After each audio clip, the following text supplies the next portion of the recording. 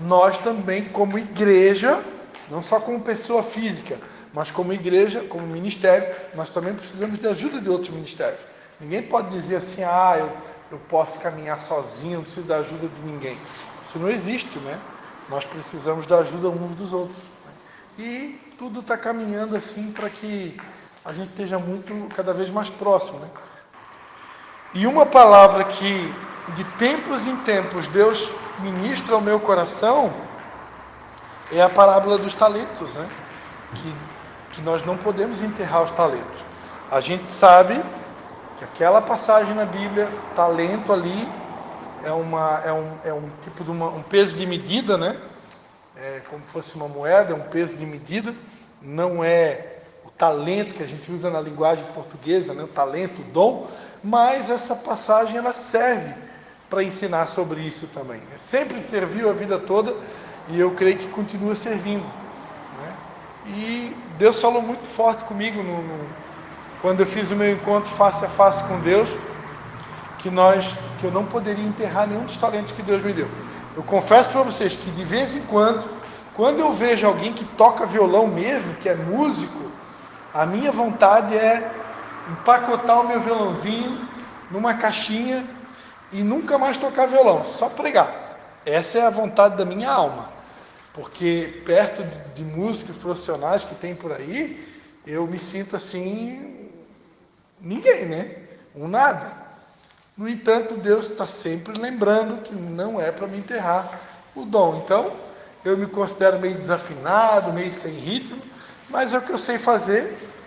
E é aquela história, né? Em terra de cego, quem tem olho é rei. Então, como tem muito pouca gente, principalmente na nossa região, né?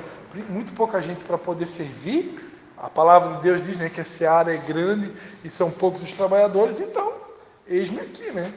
Então, violão, é pregar, o que tiver ao nosso alcance. Mas amém. Sem mais delongas, vamos para a palavra de Deus, que aí a gente prega e já libera vocês. Se alguém quiser ir na pizzaria depois do culto, né? Amém. Então vamos lá, hoje nós vamos continuar, né, a nossa série. Nós estamos pregando sobre os 8 segredos da felicidade. Tem alguém que quer ser feliz aqui?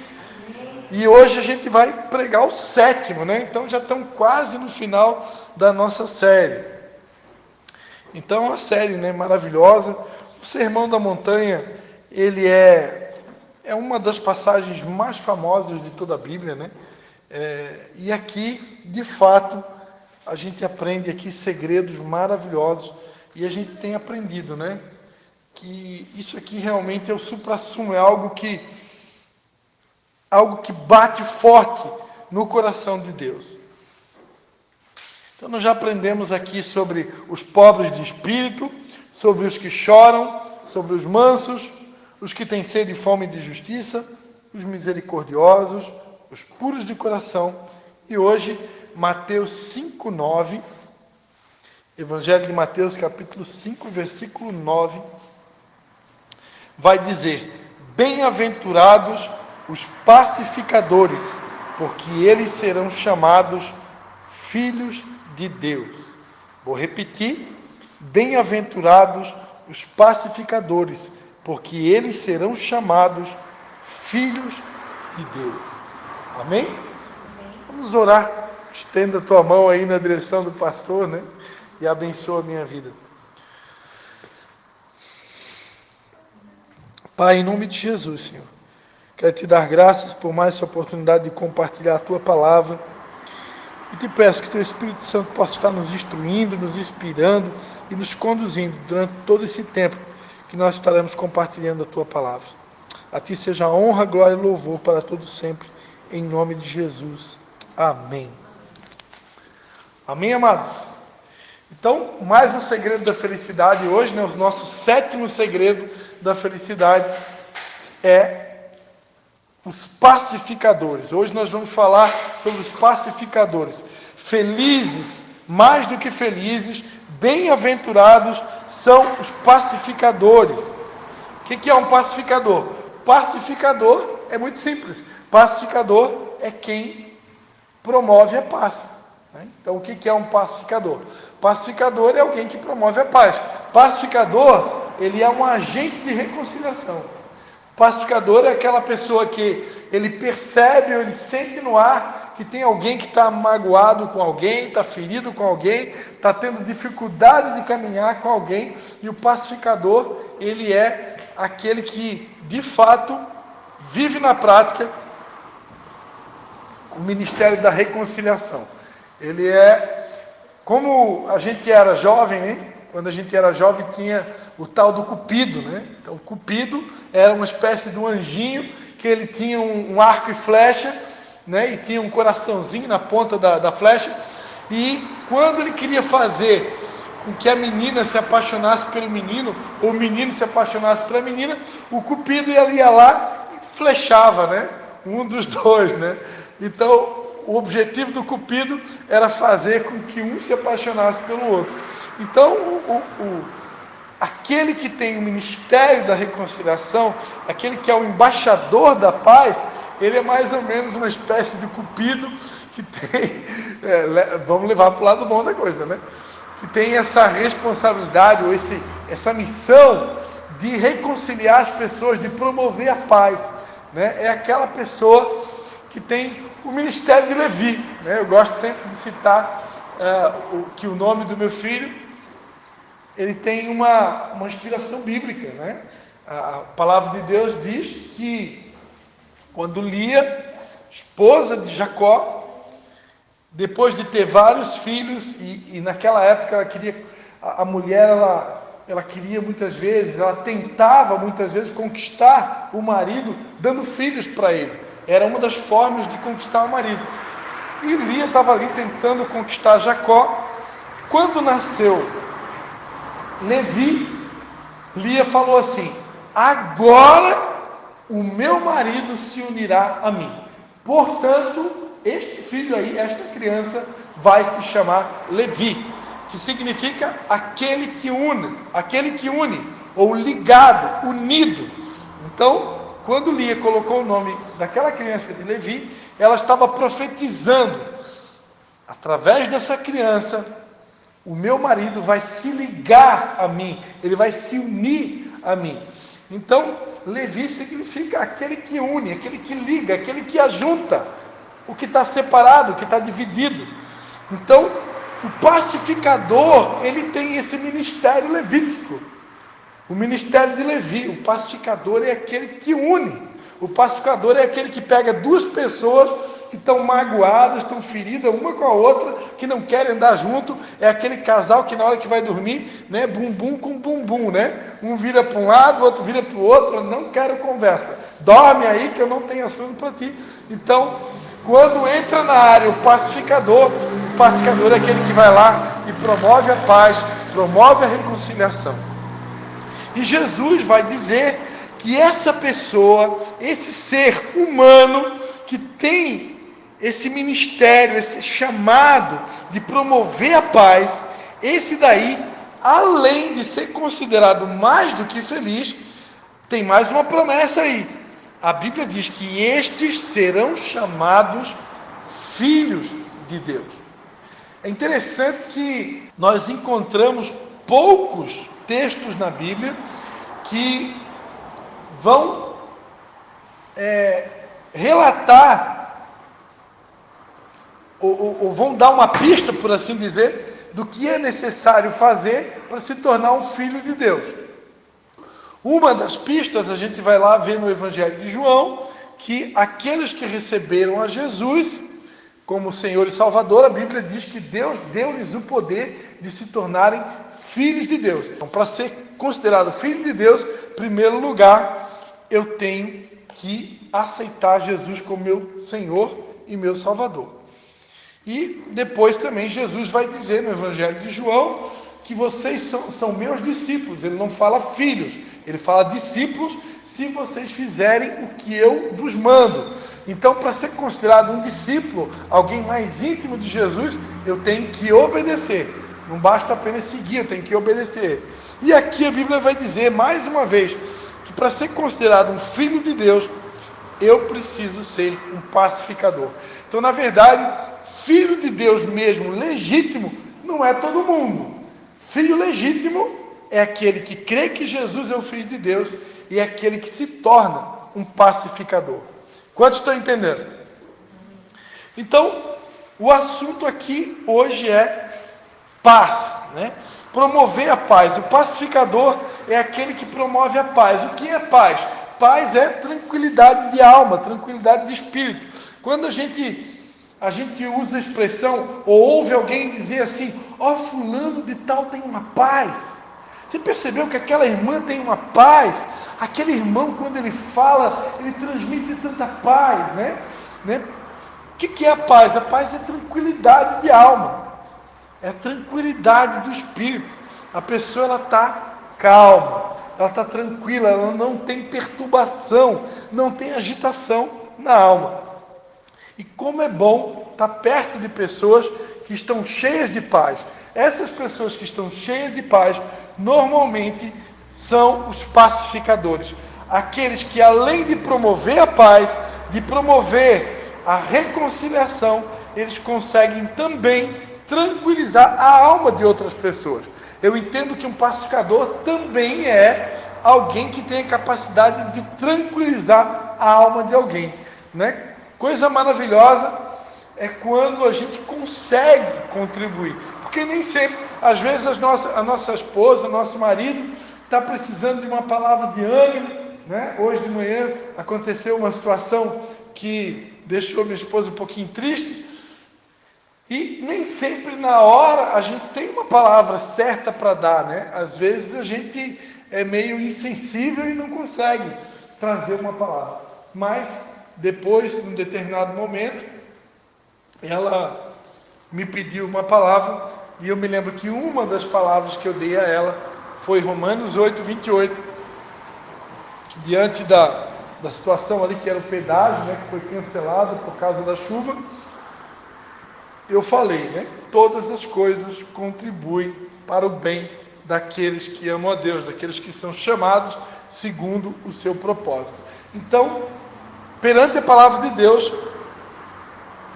quem serve a Deus, quem está com Deus, nunca perde. Tudo coopera, tudo contribui para o nosso bem. Até aquilo que dá errado, Deus faz dar certo. Porque quem serve a Jesus é mais do que vencedor. Ou seja, nós nunca perdemos, nós sempre vencemos. Você pode dar um aplauso a Jesus?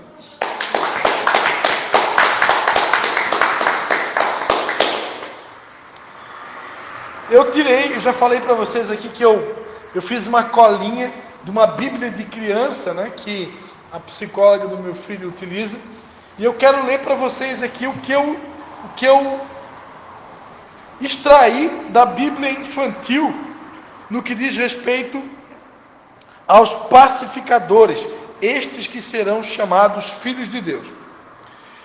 Você já viu alguma vez um pai e filho tão parecidos um com o outro, que as pessoas dizem, é fácil ver que ele é filho daquele homem. Quando outros olham para a sua vida, eles dizem, esse menino ou essa menina é filho de Deus? Então presta atenção. Quando um filho ele é parecido com o pai, quando uma filha, né? A Cida tem 2 filhas e um filho. Então, quando uma filha é parecida com o pai, é parecido com a mãe, normalmente quando é bebezinho, né? Ah, é a cara da mãe. Olha só, é a cara do pai. Quantos aqui já cansaram de ouvir essa expressão, né? É a cara da mãe, é a cara do pai. Então, a Bíblia está dizendo aqui que os pacificadores serão chamados filhos do Pai, filhos de Deus.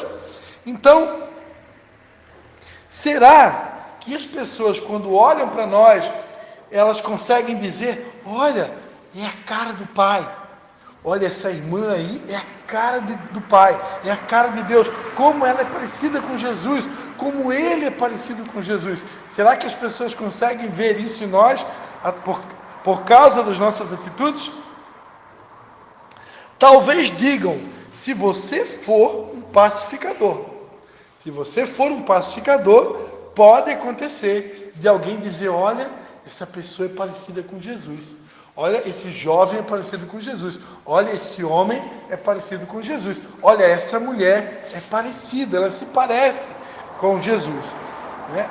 A palavra de Deus diz que Pedro, na noite em que traiu a Jesus, a palavra de Deus vai dizer que algumas pessoas perceberam que ele falava como Jesus, ele se comportava como Jesus, ele tinha alguns trejeitos, ao ponto de alguns soldados romanos dizer, olha, ele se parece com um deles.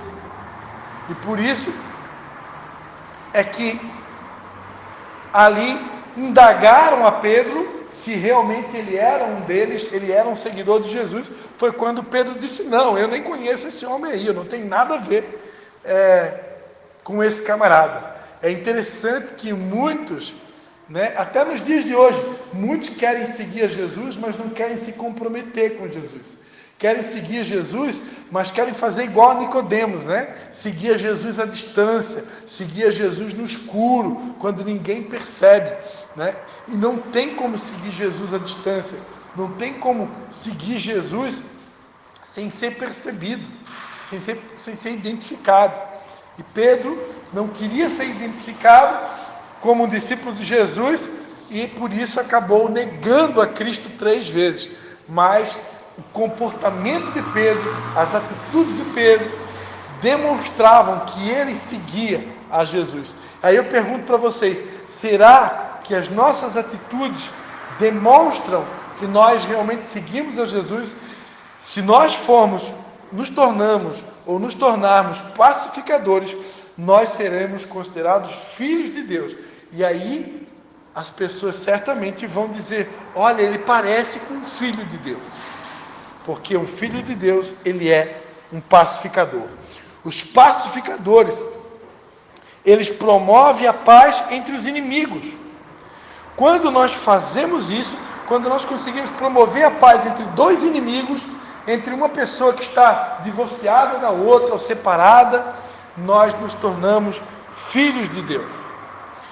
Tem um ditado popular, né, que durante muito tempo foi dito, né, em briga de marido e mulher, ninguém mete a colher. E eu sempre disse que esse ditado popular é uma furada, né, porque perante a Bíblia, em briga de marido e mulher, nós que somos cristãos, que temos o chamado, somos chamados a ter um ministério de pacificadores, nós podemos sim meter a colher, com oração, com sabedoria, com a direção de Deus, mas nós podemos e devemos, porque nós somos o sal da terra e a luz do mundo. Nós temos a responsabilidade de salgar onde está insosso e iluminar onde há trevas. Então, se nós constatarmos trevas num relacionamento, nós temos o papel de jogar luz naquele relacionamento para que haja perdão, para que haja reconciliação. Quantos estão entendendo? Um meio de ser um pacificador é contando a outros como ter paz com Deus, mediante o seu Filho Jesus. Você pode também ajudar a manter a paz com seus amigos, sendo verdadeiro, bondoso, mantendo-se calmo quando alguém quer começar uma briga, né? Quando alguém está arranjando uma briga lá na escola, no colégio, na faculdade, você não entra na briga, você se mantém calmo, tranquilo e tenta trazer reconciliação, tenta promover a paz. Ter paz com Deus e com os outros vai nos trazer grande felicidade. Olha só o que a palavra de Deus diz lá em Tiago, capítulo 3, Tiago, capítulo 3, versículo 17. Tiago é depois Hebreus, né? Tiago 3, do 17 até o 18, a palavra de Deus vai dizer assim: mas a sabedoria que vem do alto é, primeiramente, pura, depois pacífica, moderada, tratável, cheia de misericórdia e de bons frutos, sem parcialidade e sem hipocrisia. Ora, o fruto da justiça semeia-se em paz para os que promovem a paz. Olha só, duas coisas importantes nós encontramos aqui. Primeiro, um dos pilares da sabedoria, aqui em Tiago 3,17, a palavra de Deus está trazendo aqui vários pilares ou várias características da sabedoria. Alguém aqui quer se tornar sábio? Uma pessoa sábia, ela precisa ser pacífica. Alguém que é pacífico, alguém que promove a paz, alguém que é calmo, alguém que é brando, que é tranquilo. E aqui diz que o fruto da justiça semeia-se em paz para os que promovem a paz. Eu gosto sempre de dizer que nós somos aqueles que pregam o Evangelho, nós somos os pregadores do Evangelho. Jesus nos colocou aqui na terra para pregar o Evangelho, correto? E como que é chamado o Evangelho? O Evangelho é chamado de Evangelho da paz. Então, só tem uma maneira de pregar o Evangelho da paz: eu preciso ter paz. Se eu não tenho paz, se eu perdi a paz, quando uma pessoa ela perde a paz, ela está perturbada, ela está agitada no espírito, normalmente ela se torna desqualificada para pregar o Evangelho da paz. Normalmente essa pessoa, o que ela vai pregar na alma. E quando alguém prega na alma, não produz efeito. Porque a Bíblia vai dizer em Hebreus que a palavra de Deus, ela separa, né? Junta, medula, alma e espírito, né? A palavra de Deus, ela é viva e eficaz, mais cortante do que qualquer espada de 2 gumes, e penetra até o ponto de dividir a alma e espírito, juntas e medulas, e é apta para discernir os pensamentos e intenções do coração. A palavra de Deus, ela faz uma cirurgia.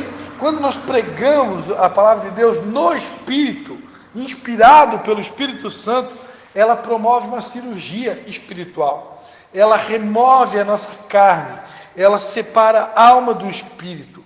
E essa divisão de separar a alma do espírito, de remover as nossas carnalidades, de promover a purificação do nosso espírito, da nossa alma, só é possível através de uma pregação no espírito. Não pode ser na alma. Na alma não vai trazer efeito nenhum. Só que para ser no espírito, eu preciso estar cheio do Espírito Santo e eu preciso estar cheio de paz. Vocês estão entendendo? Amém? A Bíblia diz que o reino de Deus não é comida nem bebida, mas é justiça, paz e alegria no Espírito Santo. Romanos 14:17. Então o reino de Deus, ele é composto, né, de justiça, de paz e de alegria no Espírito Santo. A paz, ela é um dos ingredientes do reino de Deus. O reino de Deus é um reino de paz, porque Deus, Jesus Cristo, que é o Rei dos Reis, Jesus Cristo que é o Rei desse reino, a palavra de Deus vai dizer lá em Isaías capítulo 9, versículo 6, que Ele é o príncipe da paz. Então, se o nosso Rei, o nosso príncipe Jesus, porque Ele ao mesmo tempo que Ele é Rei, Ele também é príncipe, porque Ele é filho do Pai, né? De Deus Pai, que é o Rei também. Então, Ele é o príncipe da paz. O reino dele é um reino de paz.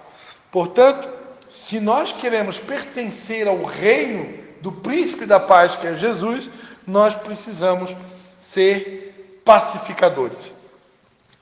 2 Coríntios, capítulo 5, versículo 20, a palavra de Deus diz que nós somos embaixadores em nome de Cristo, e em nome de Cristo nós precisamos nos reconciliar com Deus, e a palavra de Deus vai dizer também que nós temos o ministério da reconciliação, que é promover, como eu já falei aqui, a reconciliação dos homens com os homens e a reconciliação dos homens com Deus. Eu sempre explico, né, que esse é o propósito da cruz. Jesus morreu na cruz para reconciliar o homem com o homem e reconciliar o homem com Deus. Então, nós temos essa missão, né, de reconciliar as pessoas com Deus e reconciliar as pessoas com as pessoas. Algo que eu escrevi aqui para compartilhar com vocês é que na nossa sociedade nós vamos encontrar muitos conflitos. Lidar com o ser humano, conviver com pessoas, trabalhar com pessoas, viver com pessoas, implica em aprender a lidar com conflitos. Não tem ninguém que trabalhe com pessoas, que conviva com pessoas, que mais dia menos dia não vai enfrentar algum tipo de conflito, algum tipo de guerra, algum tipo de tribulação, algum tipo de adversidade. Para isso, nós precisamos nos tornar pacificadores, porque os pacificadores, eles conseguem entrar nos conflitos e resolver os conflitos, ok? Esses conflitos também eu coloquei aqui, né, que são comparados aos gigantes, né? Eu falei aqui, né, a Cida tem um filho chamado Caleb, e eu falei para o Caleb, antes de começar a mensagem, eu falei para ele que hoje eu ia falar um pouquinho sobre Caleb. Por quê? Porque a palavra de Deus vai dizer lá em Números 13, que quando Moisés enviou 12 espias para espiar a terra prometida, um deles era Caleb, o outro era Josué, e 10 daqueles espias voltaram trazendo um relatório que a terra, ela era maravilhosa, né? A terra tinha leite, tinha mel, tinha fruto, né? No entanto, eram cidades fortificadas, ali tinha os filhos de Anak, os amalequitas, né, que habitam na terra do Neguebe, os heteus, os jebuseus, os amorreus, que habitavam nas montanhas, os cananeus que estavam perto do mar, à beira do rio Jordão. Então 10 daqueles espias trouxeram um relatório difícil, dizendo que tinha gigante, ou seja, tinha obstáculo. Então, a nossa caminhada cristã, ela realmente é cheia de obstáculos. E um dos obstáculos, que para vocês acompanhar o meu raciocínio, um dos obstáculos que nós vamos encontrar várias e várias vezes na nossa caminhada, são os conflitos. Nós vamos encontrar conflitos, nós vamos encontrar pessoas que vão também armar conflitos na nossa direção e contra nós. E se eu me tornar um pacificador, o pacificador, ele é que nem, sabe quando tem uma guerra, nas guerras, né? Existem pessoas que são os desarmadores de bomba. É aquele camarada que ele consegue, é a mina na verdade, né? Quem que já viu em filme de guerra um campo minado? Um campo minado são locais onde existem várias bombas, minas, que estão escondidas em lugares subterrâneos. E ali, se você pisar, aquela mina, aquela bomba explode e você morre ali. Então, numa guerra, nós precisamos ter pessoas que são especialistas em desarmar a bomba, ou desarmar essas minas, ou identificar essas minas. O que equivale isso no mundo espiritual, no mundo físico, no nosso cotidiano? São os pacificadores. Os pacificadores são aqueles que desarmam as bombas, é aqueles que desarmam as minas, que identificam as minas e desarmam elas antes que explodam, né? Muitas vezes ele percebe que está muito prestes a acontecer uma guerra ali entre o patrão e o funcionário, entre o professor e o aluno, entre o discípulo e o líder, entre o marido e a esposa, entre a filha e o pai, né? O filho e a mãe. E aí o pacificador é aquele que entra em cena e ele vai lá e desarma a bomba, ele desarma aquela mina para que o conflito não aconteça, para que a briga não venha à tona e aí estoura a bomba, né? Porque você sabe que depois que estourou a bomba, quando deu aquele conflito, aquela guerra lá no trabalho, lá na escola, na faculdade, dentro de casa, dependendo do tamanho do perrengue, depois para consertar só Jesus. Mas quando tem um pacificador na família, ele consegue, né, promover a paz. Ele consegue identificar o gigante e contornar o gigante. E eu coloquei aqui pelo menos 4 tipos de gigantes, ou 4 tipos de desafios, 4 tipos de conflitos que o pacificador ele precisa encarar. né? 4 tipos de desafios que os pacificadores precisam agir para que então eles possam realmente, de fato, glorificar a Deus e ser considerado verdadeiramente um pacificador. Primeira coisa, a palavra de Deus diz em 1 Coríntios 10, 31, portanto, se vocês comem ou bebem ou fazem qualquer outra coisa, façam tudo para a glória de Deus. Vou repetir, 1 Coríntios 10, 31. Portanto, se vocês comem ou bebem ou fazem qualquer outra coisa, façam tudo para a glória de Deus. Acho que tudo que a gente faz, seja comer, seja beber, seja fazer xixi, qualquer coisa que eu faço, deve ser para a glória de Deus, deve glorificar a Deus. Então, quando eu promovo a Deus, quando eu promovo a paz, quando eu me torno um pacificador, isso também deve ser para a glória de Deus. Um pacificador, ele deve buscar glorificar a Deus.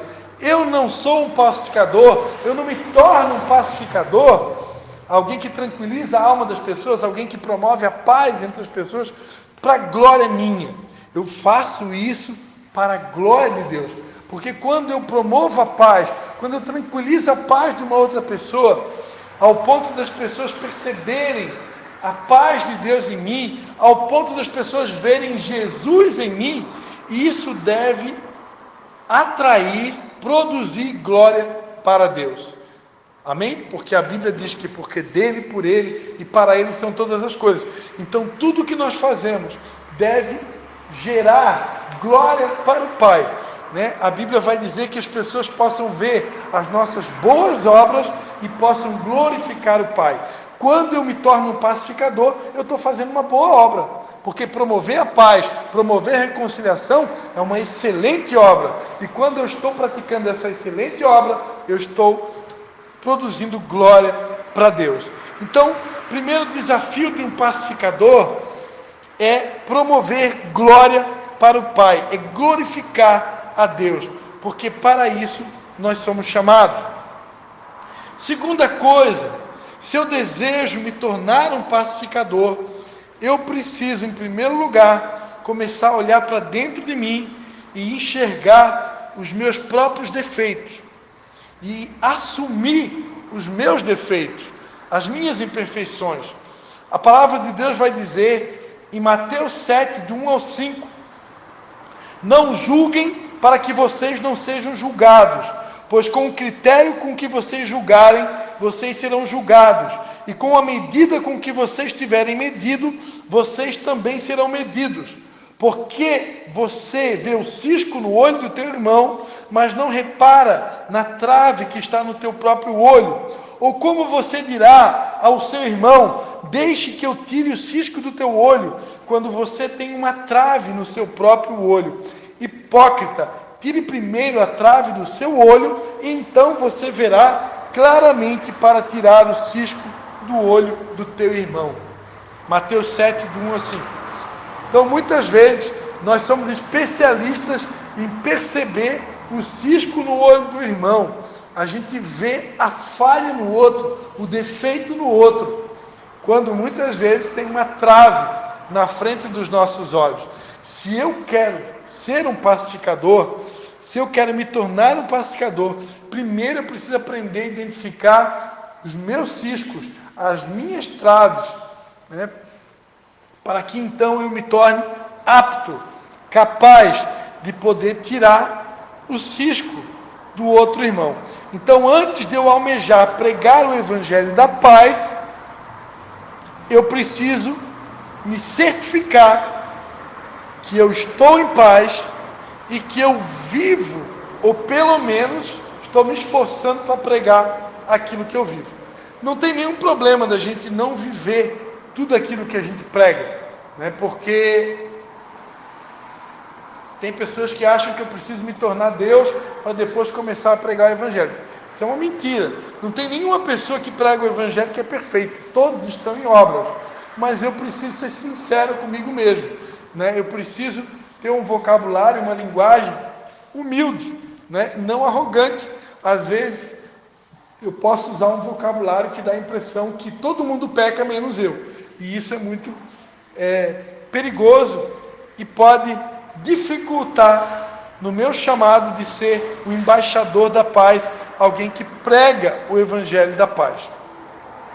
Terceiro, e nós já estamos indo para o final, estamos caminhando para o final. Eu preciso ir até os meus irmãos e ajudá-los a encontrar as suas dificuldades ou os seus erros. A palavra de Deus diz em Mateus 18, do 15 ao 17, se o teu irmão pecar contra você, fala para todo mundo, o fulano lá é um problema, porque ele pecou contra mim e ele não tem humildade para vir até comigo, conversar comigo e se reconciliar comigo. É isso que a Bíblia diz? Não. A Bíblia diz, se o teu irmão pecar contra você, vá até ele em particular e repreenda-o. Se ele te ouvir, você ganhou seu irmão, mas se ele não te ouvir, leve ainda com você uma ou duas pessoas, para que pelo depoimento de 2 ou 3 testemunhas, toda a questão seja decidida. E se ele se recusar a ouvir essas pessoas, exponha o assunto à igreja. E se ele se recusar a ouvir também a igreja, considere-o como gentil e publicano. Quantas vezes somos tentados a comentar os irmãos em grupos pequenos, panelinhas, como células, né, ou grupos fechados. Temos nossas opiniões e o nosso jeito de fazer as coisas. Gostaríamos que tudo acontecesse do nosso jeito. Então vamos logo dando a nossa opinião acerca de tal assunto. Jesus nos ensinou que nós devemos procurar as pessoas certas, no tempo certo, e procurar falar diretamente a elas, sem intermediário. Resumindo, quando eu tenho um problema com alguém, quando alguém me magoou, quando alguém me feriu, eu não tenho que ficar contando isso para ninguém. Não tenho que estar, como diz na gíria, colocando mais cocô no ventilador. Eu tenho que ir pessoalmente, até a pessoa, e falar diretamente com aquela pessoa, olho no olho, e tentar me reconciliar com ela, buscar a paz, a reconciliação. Se aquela pessoa não quiser ouvir o que eu tenho para falar, a Bíblia orienta que eu preciso levar 2 testemunhas comigo, para que através de 2 ou 3 testemunhas a questão possa ser resolvida. Se ainda assim, com 2 ou 3 testemunhas, eu não conseguir encontrar a paz, eu não conseguir encontrar a reconciliação, e aquela pessoa se recusar a me ouvir, aí então, por último, eu vou levar esse assunto para a igreja. E se essa pessoa não quiser ouvir a igreja, aí Jesus, em outras palavras, então desiste, entrega na mão de Deus, considera essa pessoa gentil, publicano, porque ela não quer a paz mesmo, ela não quer a reconciliação. Você foi sozinho, não resolveu. Levou 2, 3 testemunhas, também não resolveu. A pessoa não quer a paz, ela só quer guerra, só quer conflito. Levou para a igreja, também não resolveu. Então agora entrega na mão de Deus, porque você tentou de tudo pela paz, pela reconciliação com aquela pessoa, mas ela não quis. Então quer dizer, o problema não é você, o problema é ela, que não quer saber de paz, ela quer saber de intriga e de confusão. Então entrega na mão de Deus, só não vai fazer igual a Paulo, entreguei, como diz lá em 1 Coríntios, tem uma passagem que Paulo vai dizer, eu entreguei na mão de Satanás, a Bíblia vai dizer, está lá em, acho que é 2 Coríntios,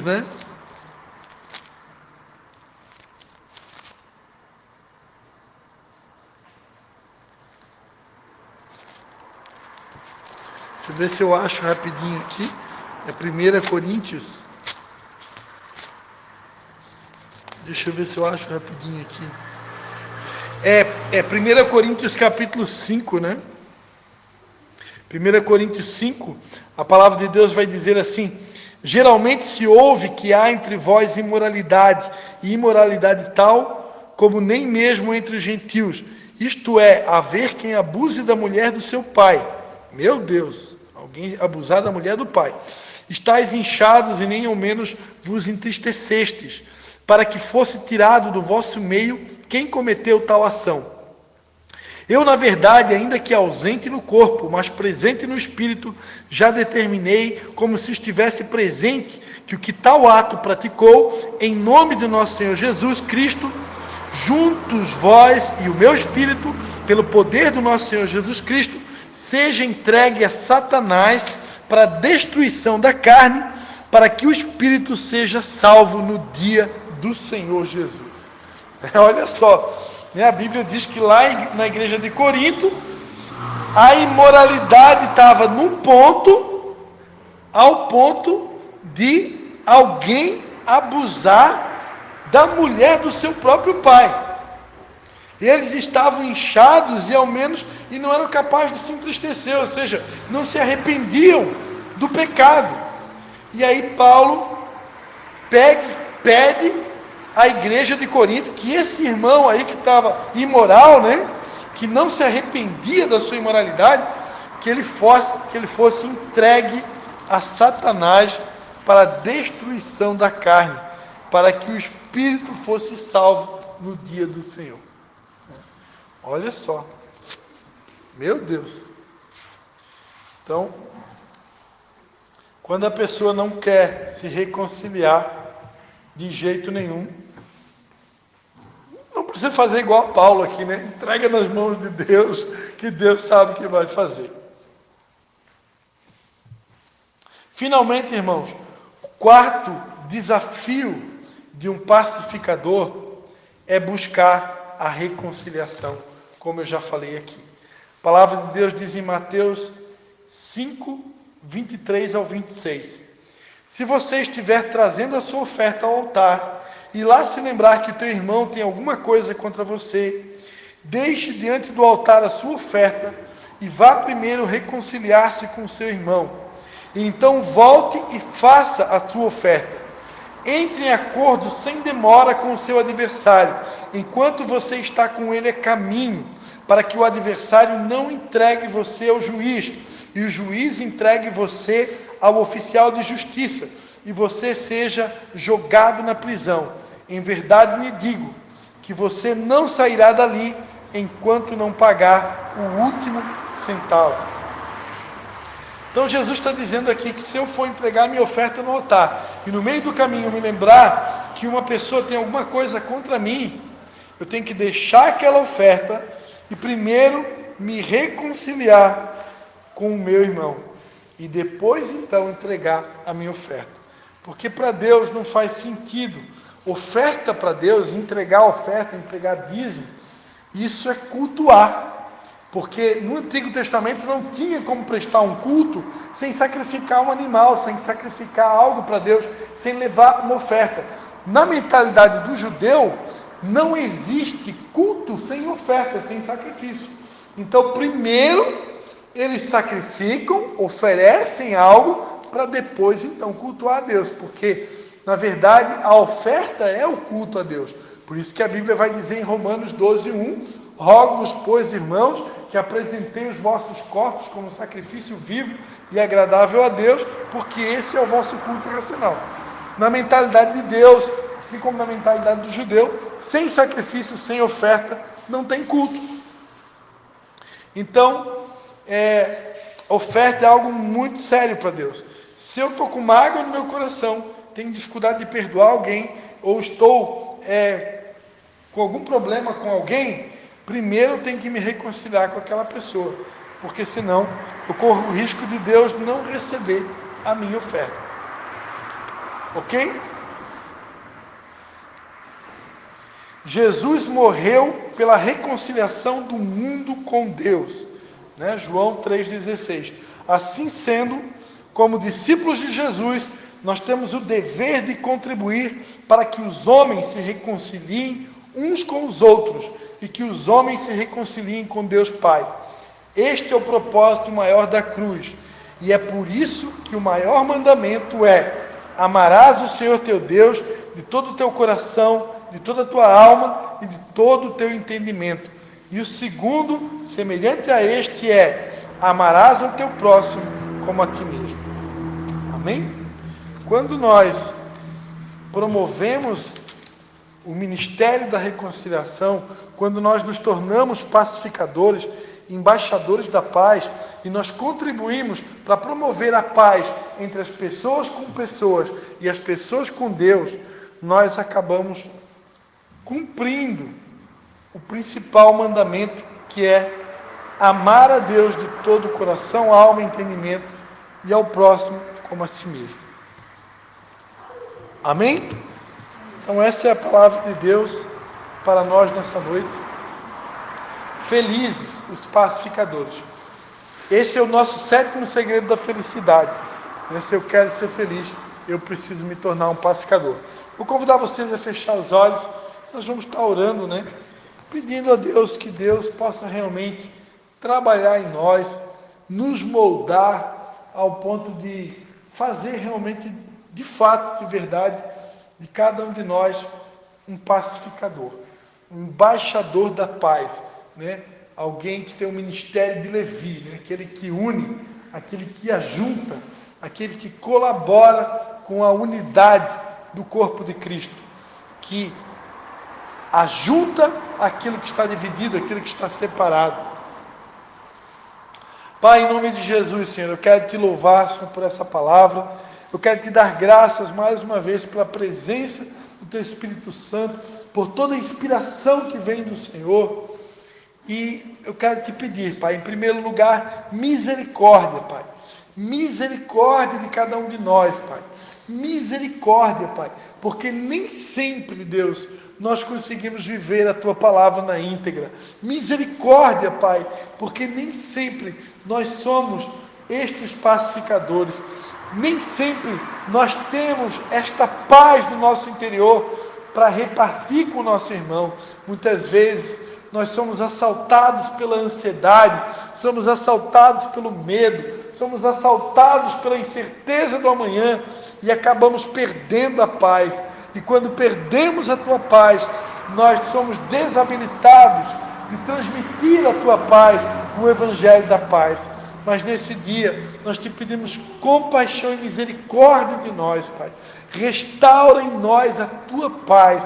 Faz de nós os promotores da paz, porque o Teu reino é um reino de justiça, paz e alegria no Espírito Santo. Que nós possamos ser os promoters da paz, aqueles que carregam a paz, aqueles que promovem a paz, aqueles que promovem a união, aqueles que promovem a reconciliação, aqueles que promovem o perdão, aqueles que promovem a união, em nome de Jesus. Oh Deus, arranca de nós qualquer tipo de impedimento, oh Deus, nesta direção, e faz de nós estes pacificadores, porque queremos de direito e de fato, Senhor, ser considerados por Ti e pela sociedade, ser vistos como verdadeiramente filhos de Deus, pacificadores, porque os pacificadores vão encontrar esta felicidade que tanto queremos e serão chamados filhos de Deus. Pai, compartilha conosco da Tua paz, desta sabedoria pacífica, Senhor. Faz de nós estes pacificadores, para que então possamos ser considerados por Ti como filhos de Deus. Em nome de Jesus é a nossa oração. Amém e amém.